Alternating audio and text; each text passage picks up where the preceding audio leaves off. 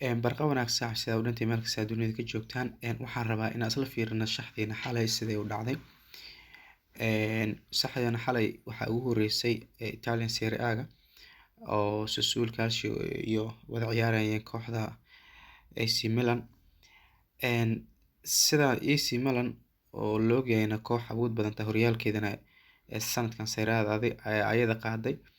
saas ay tahayna kuma kalsooneen sida idin sheegay.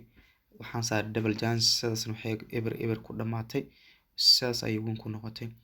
Inter Milan ayadana sidaan idin sheegay boqolkiiba boqol shaxdiina shalay sidaan hadalkay ku jirto waxay ahayd inay Inter Milan ay badi karto ka badi karto kooxdan kale wayna ka badisay.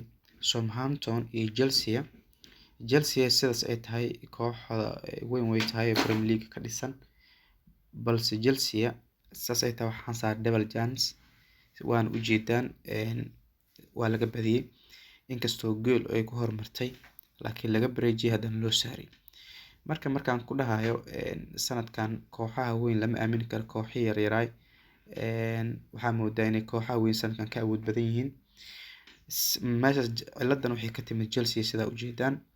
Chelsea on aan dhin boqolkiiba 90 dadka qaar ay qiyaasayeen inay Chelsea badi karto laakiin Chelsea saas ay tahay double chance saarneed ama badis ambarejo waa laga badiyay. Benfica u jeedaan oo horyaalka Portugal Premier League ayadana ka dhisan si toos waxaan saaray inay badi karto si toos ay u badi karto. Benfica waa ku kalsoonaay wayna badisay. kooxdan Rangers ka horyaalka Scotland League Cup ka dhisan ayadana sida u jeedaan inay badi karto ayadana way badisay.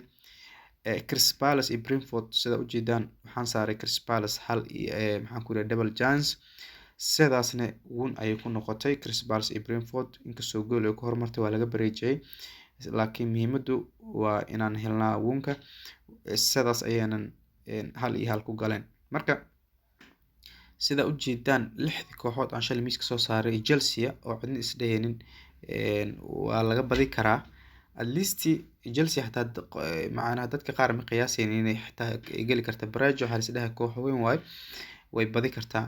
marka kooxaha weyn sanadka saas ay u kufaan marka hala dul qaato shaxda kalena waxaan soo dhigi doonaa goordhow. aad baa u mahadsantihiin.